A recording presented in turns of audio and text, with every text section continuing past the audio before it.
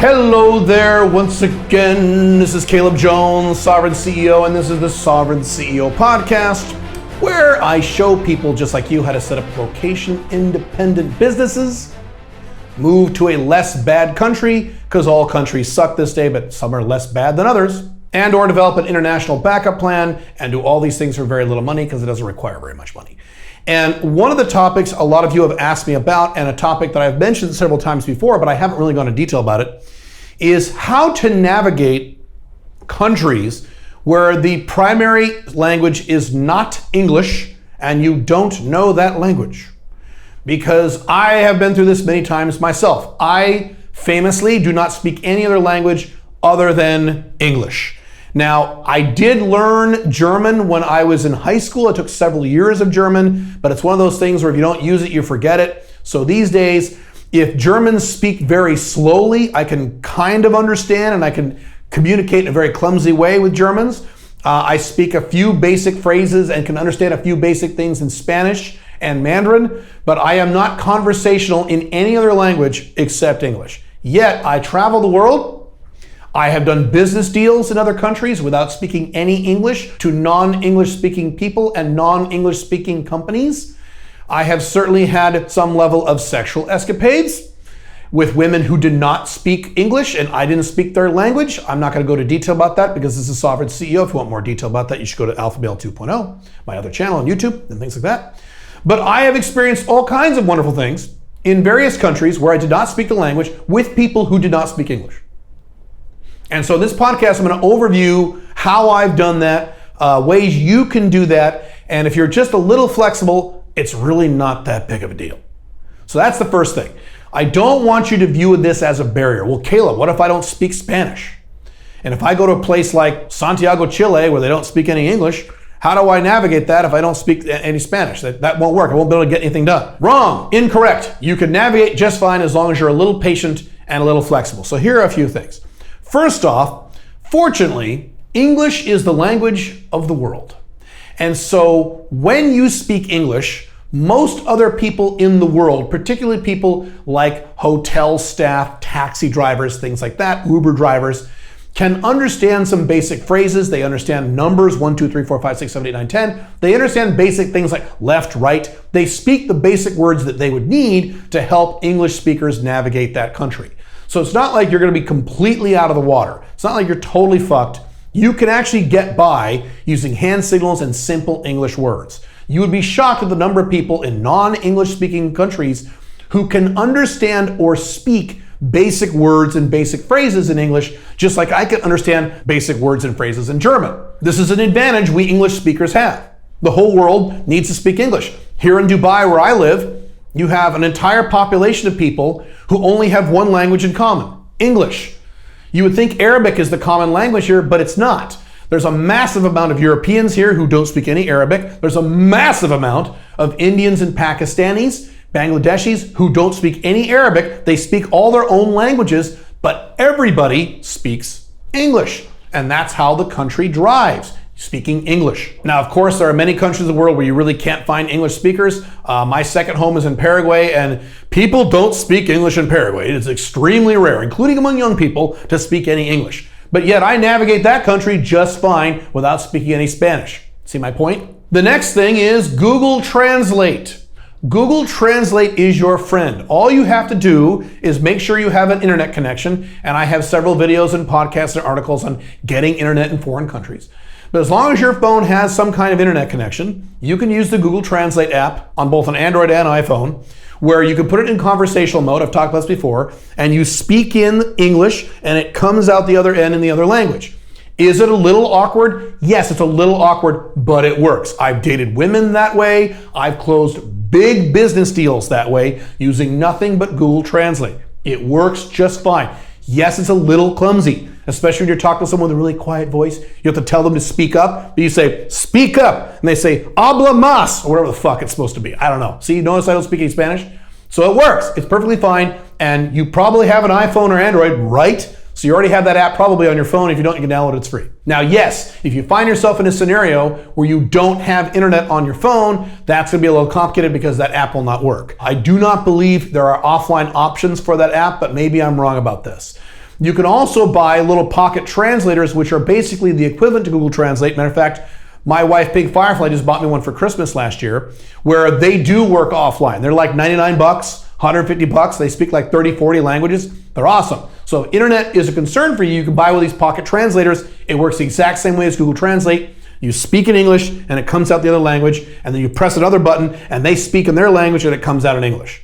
Is the translation perfect? No, it doesn't matter. It doesn't need to be perfect in most cases. Another thing you should do, if this is a country or region you will be visiting a lot, you should learn not the language, but some basic phrases. You should learn the numbers. And when I mean numbers, not just 1 to 10, but 1 to 50,000 or 100,000, several thousands. Learn all the numbers and how that structure is, because you're going to need to know numbers. Trust me on this. You'll need to know certain phrases on when you order food, or when you go out to a mall, or when you ask certain questions, certain phrases you'll need to know. Figure those out and just learn those. It's not very difficult. Things like up and down, baja, sube. See, I can speak those. It's very simple. Basic directions. Learn some basic phrases if it's a region you're going to go to often. Now, obviously, if it's a brand new country, let's say you're going to go, I was going to say visit Ukraine. Can't do that at the moment. I mean, I guess you could. You can visit Ukraine, but I probably wouldn't.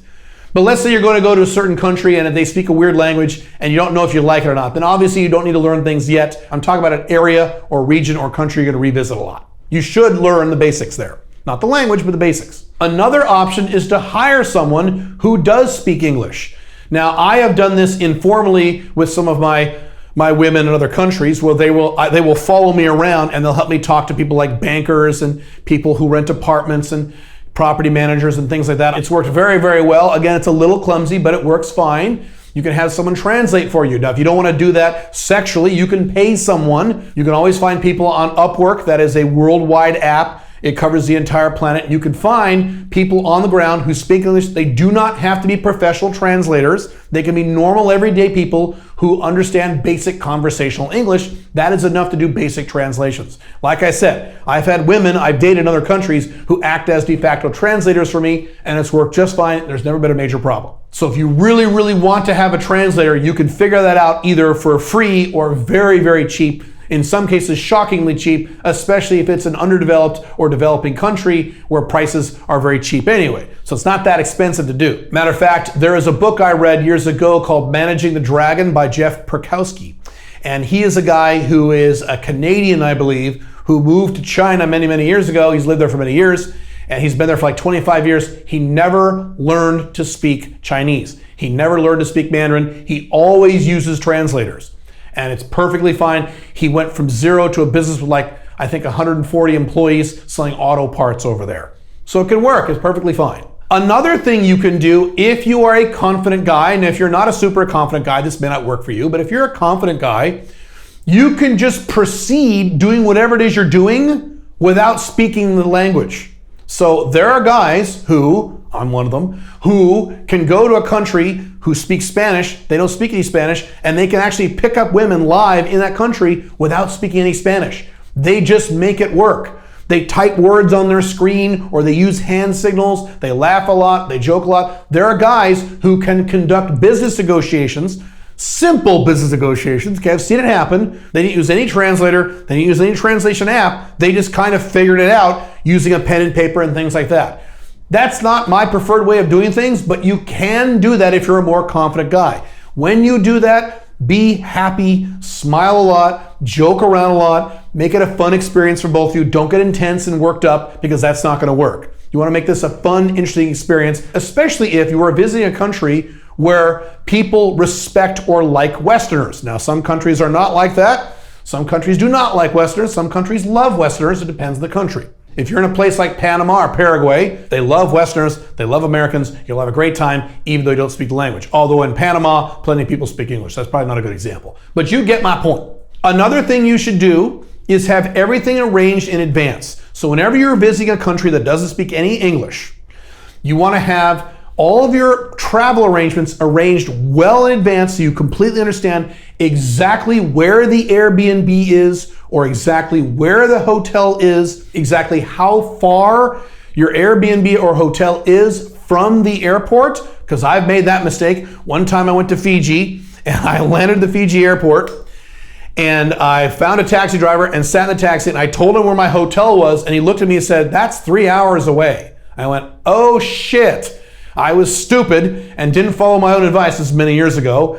And I didn't check to see how far the hotel was from the only airport on the island. So don't make that mistake. You should know not only where you're staying, but how far away it is from the airport. Then determine how you're going to get there. Figure that out in advance. If Uber is an option, great. If you land in the middle of the night, Uber may not be an option. You may have to use a taxi or hire a car or hire a driver in advance if you need to. My point is, the more you have this figured out and completely mapped out from A to Z to get to where you're going, the less stress you'll have about the fact that you can't speak the local language. What you probably don't want to do, unless you're a very confident advanced traveler with a lot of experience, is just willy-nilly fly into a country and you have a vague idea of where you're going and just figure it out at the airport once you're there and you've been on the plane for 8 hours and you're jet lagged and sleepy and no one speaks your language. Not smart. And also, you're also a target to get ripped off when you do that too. That's another thing you should know. How much will it cost a typical non-visitor, a typical local to get from point A to point B? You should know that in advance so taxi drivers, Uber drivers, various other drivers can't rip you off. You want to know that information going in because you don't want to get ripped off. And it's easier to get ripped off if you don't speak the language. A side note to that is that you should arrive in the country, especially if this is a new country to you, with a wad of local cash. So before you get on the plane to go to that country, you should go to the currency converter in your home country and get a wad of local cash. This will save your ass. There are times where credit cards will not work, debit cards will not work, their machine is broken, or they just don't want to take them. And if you don't have any other option, you could be in big trouble. You always want to have a wad of cash in your pocket in local currency when you arrive to get you out of any of these jams. And this makes it 10 times worse if you don't speak the language. Ideally, what you want to do is talk to someone in the country who lives there who speaks English to ask them these kinds of questions before you go. You could even, as I said earlier, arrange to or pay that person to come pick you up and take you to the hotel and negotiate prices and do all that stuff for you. That's a really good idea. Now, if you can't afford it, I understand, but that's still an option. And like I said, it may not be as expensive as you think. One of the reasons that I have never bothered to learn another language is because I have literally never had a major problem anywhere in the world throughout my entire life of traveling the world, or at least the last decade or so, by not knowing the local language and only speaking English. So if I'm able to navigate the world only speaking English and not speaking any Spanish or whatever, then you can too. And that's the main takeaway from this podcast is I don't want you to use this as an excuse to not travel or not visit new places because you don't speak the language. It's really not a big deal. And as I've talked about, very soon, matter of fact, I'm surprised they don't have this technology yet already, but very soon, the next few years, you will be able to get some kind of like earpiece where you can put it in your ear and you'll be able to speak out a language and they will hear it in their local language even though you're speaking English, and they can speak their language and you will hear it in your ear in English. So soon there will literally be no language barrier in the world. Isn't that cool? What a cool thought. Awesome. That day is coming, and not only is it coming in our lifetimes, it's coming in the next few years. We're almost there with Google Translate, like I said. So don't use this as an excuse. Use the things I've talked about. It's not that big a deal if you don't speak the language. You can easily navigate it if you're just a little patient and a little confident and you do a little pre-planning. I will see you in the next podcast. Have fun. Bye.